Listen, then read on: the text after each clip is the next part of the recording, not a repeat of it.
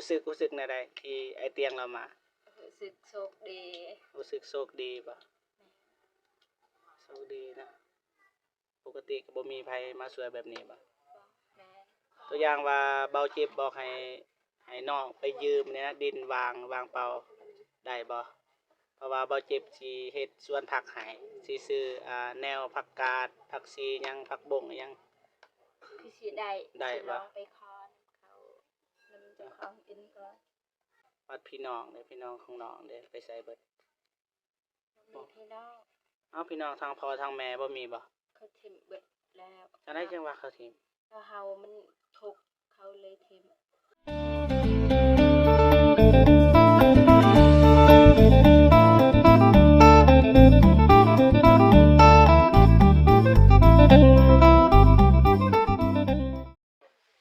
กับสบายดีเด้อพ่อแม่พี่น้องเบิดสู่ผู้สู่คนเนาะทั้งในลาวแล้วก็ต่างประเทศเนาะก็ยินดีต้อนรับเข้าสู่ช่องเบาเจ็บคือเก่าพี่น้องเนาะ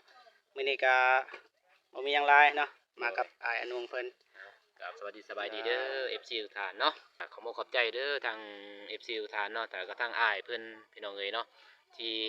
มอบเงินให้เบาโน่งอะไรแล้วก็ซื้อ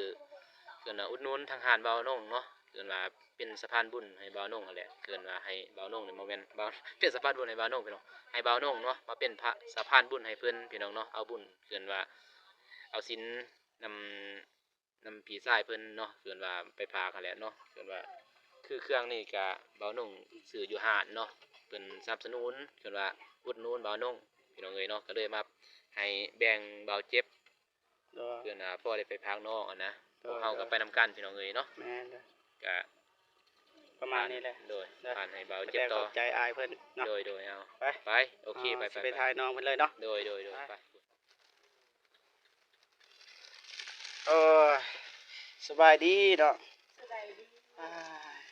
บ่เห็นหุงเนาะไต่ไฟได้บ่ได้ไต่นี่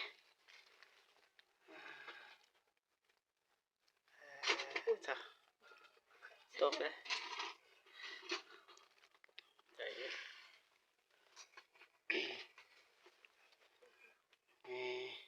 ได้ละเย็นน้องเด้อใจเย็นได้แล้ว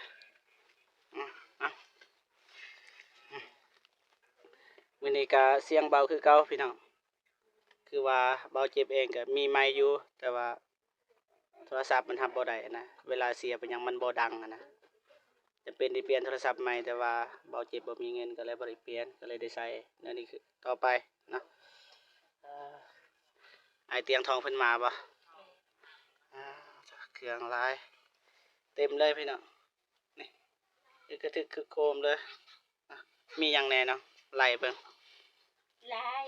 ลายมีหยังแน่จับเบิ่งมีแวนแวนทรงยังอีกเสือยังคอเกาะคอเกาะเสือยังอีกยังแนวล่างถ้วย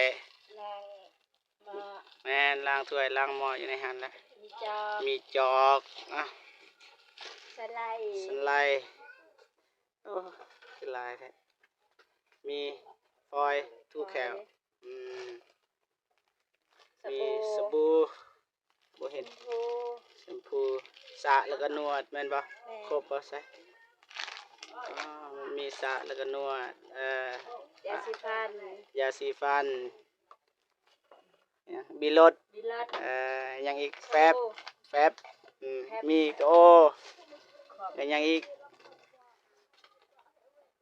มีมีดยาโจรมันมียังอีกมีเคียงบอลโดยมีกระติบข้าวพี่น้องโอ้มีคกมีสากผักกาดอาหารหลักของน้องเพิ่นมียังเนี่ยมีเกิบมีหมอกระจกมีกระจกอีกปลาแห้งมีปลาแห้งนี่ก็แมนปลาซิวนี่ยังกระติกอีกมีกระติกมีนี่ยังคืออันนี้นี่ยังนะยังกระทะแล้วก็ เสือปู เสื้อปู ผ้าห่ม ผ้าห่ม มุ้ง มุ้งมอน มอน ครบเบิดเนาะ กระตาเนี่ย มีกระตาอ่ะมีหยังอีกมื้อนี้เนี่ยมื้อวานเนี่ยมีหยังเนี่ย เมื่อวานบอก มื้อวานเป็นไม้บ่มื้อวาน มา งั้นมีหยังแหน่มื้อวานเนี่ย ให้เงิน400,000 เพิ่นให้เงิน400,000 สบองสัน เด้มื้อนี้บ่เนี่ย นี่ก็เมื่อวาน เมื่อวาน นี่ มีหวด มีกระทาดแล้วก็ กระทาด ถ้วยบวง นี่ถ้วยบวงยัง ดิฉันแม่ มีหยัง เล็กกระซอยบ่ เด็กตะซอยผักได้บ่ได้ซื้อมีบ่ ลืม ลืมแล้ว สมอง สมองละเลือน อ่าอืมอายมาจังมือเลยอายเพิ่นมามายามน้องจักเถื่อ 3 4 4เถื่อ แม่น4เถื่อ 4เถื่อเถื่อที่1เพิ่นให้เงินเท่าไหร่ 100,000 แสนหนึ่งเถื่อที่2 100,000 แสนหนึ่งที่3 400,000 4แสนมื้อนี้เด้ มื้อนี้ บ่มีนะ บ่มี เพราะว่าเพิ่นซื้อ มีแต่หลายเครื่อง มื้อนี้เต็มเลยนะ แม่น เต็มกระทึกเลยบางยาฝนตกนี่บ่หัวบ่เนาะเปียกเบิดเลย เปียกบ้านนานเปียกเบิด มันนอนเปียกเบิดเนาะต้องขอโทษขออภัยเด้อพี่น้องเสียงอาจจะบ่แห้งคือเก่านะพี่น้องใส่ไม้บ่ได้ไม้เบาเจ็บมีอยู่แต่ว่าใส่ไม้บ่ได้มีแต่เขาบอกให้เปลี่ยนโทรศัพท์แต่ว่าเบาเจ็บบ่ทันมีเงินแล้วก็เลยบ่ได้เปลี่ยนเนาะทางนั้นก็คือเก่าเนาะไอเตียงเพิ่นซื้อกระแจมาให้เด้แต่ว่าใส่กระแจคือเก่าเพราะว่าทางนั้นมันรอดได้นะมันบ่มีความหมายแต่ว่าทีมงานปรึกษาว่าสิซื้อสังกะสีแหน่หลายอย่างนะไปฝากให้น้องเพิ่นมื้อนี้ไปไสเนาะ มื้อนี้ไปหาหน่อไม้ผักกูดแล้วก็ไปหาพื้น หาผักกูดอยู่ไส อยู่ห้วยพุ่นอยู่ห้วยตะเยิน น้องฮู้บ่อ้ายไปหาเนาะเป็นชั่วโมงเพิ่นย่างไปทางนั้น เขาตัวอ้ายว่าเขาไปทางนั้นน้องน้ำกับอ้ายเตียงทองเพิ่นนำไป เป็นชั่วโมงบ่ได้แต่ว่าก็บ่เห็นก็เลยกลับมาบัดกลับมาจึงเห็นน้องอยู่นี่นะ น้องบ่ฮู้ว่าพวกอ้ายสิมา มาคู่มื้ออื่นก็บ่มั่นใจว่าสิมาแต่ว่ามื้ออื่นอาจจะมาคือเขานะปกตินี่น้องเฮ็ดเวียกหยังแต่ละมื้อนี่บ่ได้เฮ็ดตัวช่วงนี้ บ่ช่วงนี้บ่สบายบ่ได้เฮ็ดหยัง ส่วนผักมีบ่ บ่ บ่มีว่าส่วนผัก บ่มี บัดดินทางข้างเลยเด้ดินไผ ดินเขา ดินเขา แม่น ตัวอย่างว่าเบาเจ็บบอกให้น้องไปยืมเนี่ยนะดินวางเปล่าได้บ่เพราะว่าเบาเจ็บสิเฮ็ดสวนผักให้สิซื้อแนวผักกาดผักชีหยังผักบงหยัง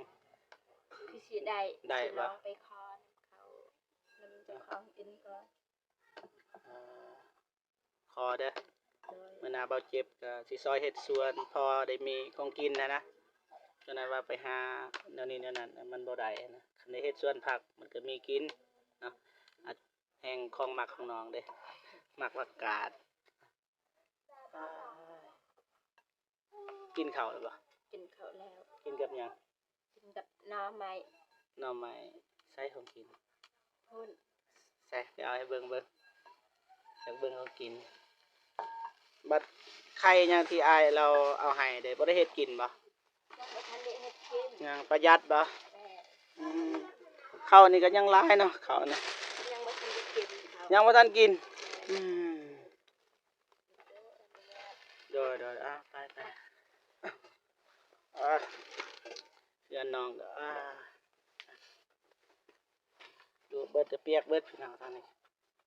เวลาฝนตกก็จะ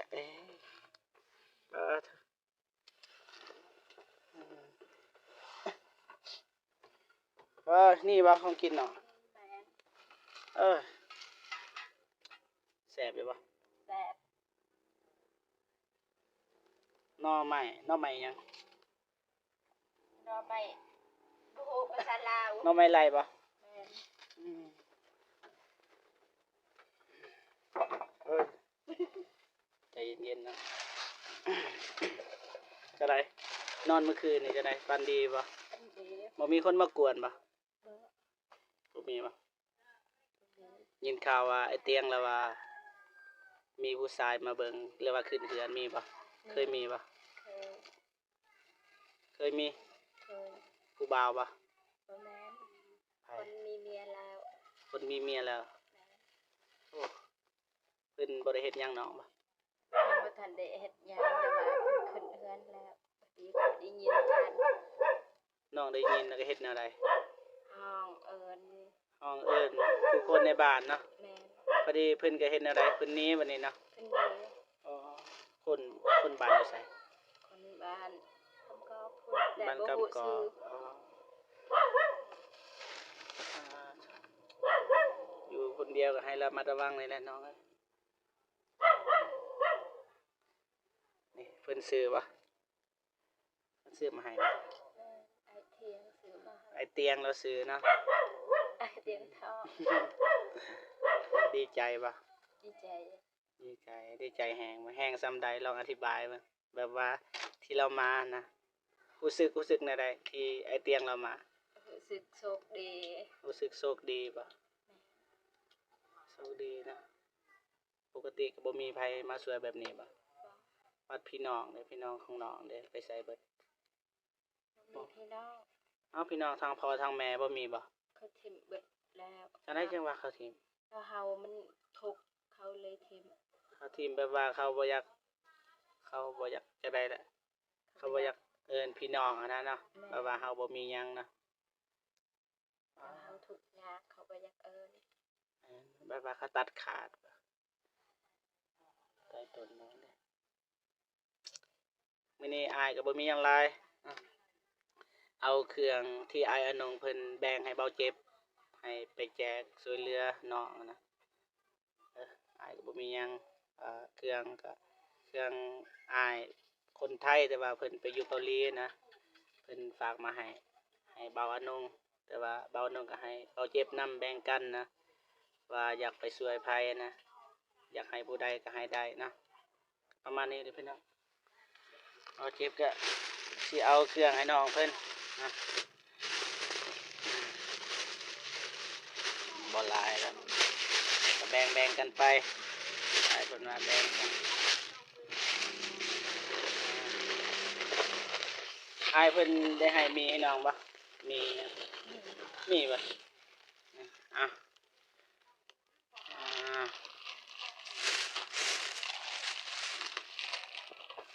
ะโอเค ขอบใจได้หลายเด้อ โดยเอาปงปลารถปงปลารถเอาปลาปองให้เอาปลาปองอ่ะ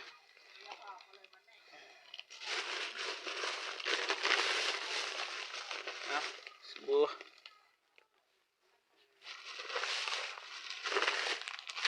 เอาแป๊บเอาเขาเจ้า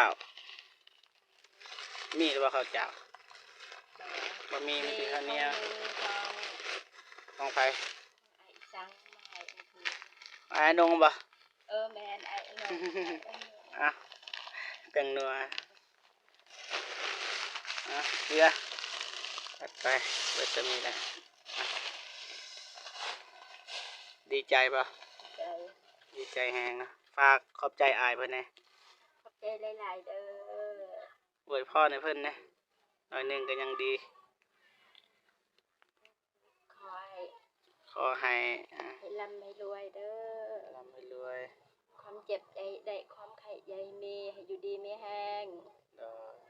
ปรารถนาสิ่งใดก็ให้ได้สิ่งนั้นเด้อ สาธุเด้อประมาณนี้เลยพี่น้องไม่แต่ว่ามื้อหน้าเด้อก็ถามดินเขาเด้อแล้วพวกอายก็สิเฮ็ดสวนผักให้นะครับทีมงานอายอนงอายเบาตูนนี่แหละเบาตูนเบานงทีมงานเฮาสิเฮ็ดสวนผักกาดให้เด้อซื้อแนวมาให้แต่ว่าไม้หั่นพวกอายก็บ่มีแต่ไปตัดนํกัน เด้อไปตัดเฮาขุดนำกันเฮ็ดให้น้องเพิ่นพอได้พอได้แก้ไขนะยามบ่มีแนวกินแนวอยากนะก็ปลูกผักให้ก็ประมาณนี้แหละพี่น้องเนาะเอาคลิปนี้ก็ขอจบเพียงเท่านี้เนาะเอาไว้เจอกันคลิปหน้าเนาะสำหรับคลิปนี้ขอกล่าวคำว่าสบายดีเอากลับก่อนน้องเนาะ ได้ โดยกลับก่อนเด้อ